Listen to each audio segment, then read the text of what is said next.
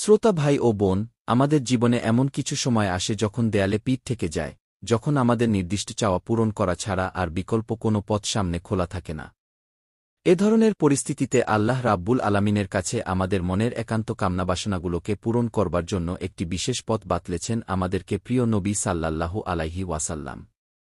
আর সেটি হল ইসমে আজম। ইসমে আজম মানে হল মহান নাম। আল্লাহ রাব্বুল আলামিনের এই ইসমে আজম তথা মহান নামের মাধ্যমে কোনো কিছু চাওয়া হলে তিনি সেটা পূরণ করেন।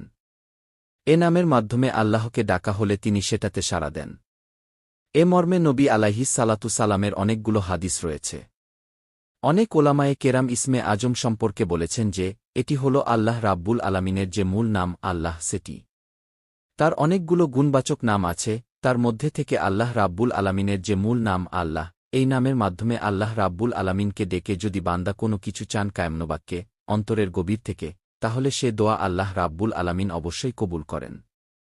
এজন্য কোনো কিছু আল্লাহর কাছে চাওয়ার আগে যদি আল্লাহ বলে ডেকে ভালোবাসা থেকে, আস্থা থেকে, ভরসা থেকে, কায়মনোবাক্যে দীনতাহীনতার সাথে আল্লাহকে ডেকে যদি কেউ দোয়া করেন, তাহলে সে দোয়া আল্লাহ রাব্বুল আলামিন ফিরিয়ে দেন না। ইসমে আজম সম্পর্কে আরও নির্দিষ্ট করে আমরা নবী আলাইহিস সালাতু সালামের যে হাদিসটি দেখতে পাই, সেটি বর্ণিত হয়েছে আরবি হাদিসের কিতাবে।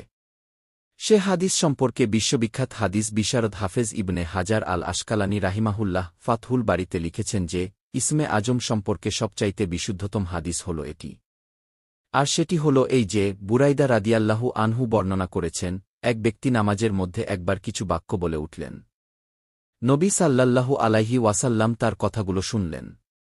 তিনি বলে উঠলেন, আল্লাহুম্মা ইন্নী আসালুকা বিয়ান্নি আশহাদু আন্নাকা আনতাল্লাহু লা ইলাহা ইল্লা আনতাল আহাদুস সামাদুল্লাযী লাম ইয়ালিদ ওয়ালাম ইউলাদ ওয়ালাম ইয়াকুল্লাহু কুফুয়ান আহাদ। কি তার মুখে এই বাক্যগুলো শুনে নবী সাল্লাল্লাহু আলাইহি ওয়াসাল্লাম বলেছেন, নিশ্চয়ই এই লোকটি ইসমে আজম পাঠ করেছে। কি ইসমে আজমের মাধ্যমে আল্লাহ রাব্বুল আলামিনের কাছে কোনো কিছু চাওয়া হলে তিনি সেটা ফিরিয়ে দেন না।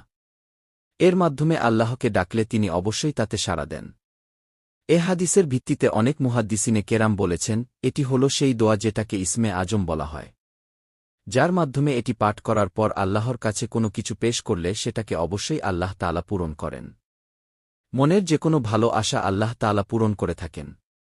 দোয়াটি আবারও বলছি, আল্লাহুম্মা ইন্নী আসালুকা বিয়ান্নি আশহাদু আন্নাকা আনতাল্লাহু লা ইলাহা ইল্লা আনতাল আহাদুস সামাদুল্লাযী লাম ইয়ালিদ ওয়ালাম ইউলাদ ওয়ালাম ইয়াকুল্লাহু কুফুয়ান আহাদ। কে যার অর্থ হল, হে আল্লাহ, আমি আপনার কাছে প্রার্থনা করছি এ মর্মে যে, আমি সাক্ষ্য দেই আপনিই আল্লাহ।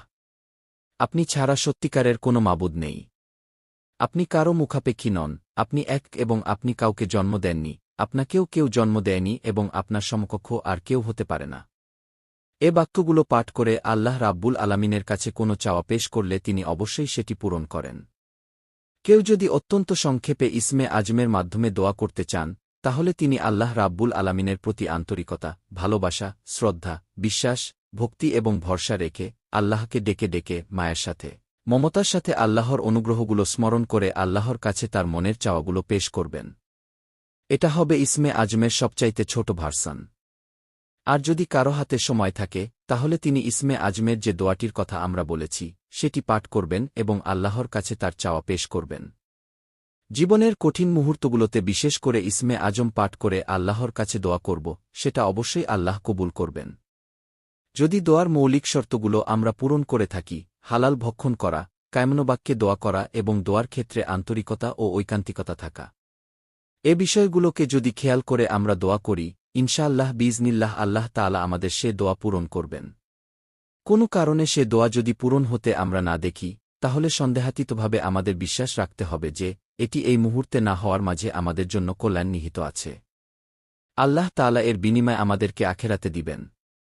এছাড়াও দোয়া ইউনুসের মাধ্যমে, লা ইলাহা ইল্লা আনতা সুবহানাকা ইন্নী কুনতু মিনাজ জলিমিন কে এটি পাঠ করেও যদি কেউ দোয়া করেন, তার মাধ্যমেও আল্লাহ দোয়া কবুল করেন, এ মর্মে হাদিস বর্ণিত হয়েছে। আল্লাহ তাআলা আমাদের সবাইকে ইসমে আজমের মাধ্যমে আল্লাহর কাছে জীবনের কঠিন মুহূর্তগুলোতে দোয়া পেশ করার তৌফিক দান করুন। আসসালামু আলাইকুম ওয়া রাহমাতুল্লাহ।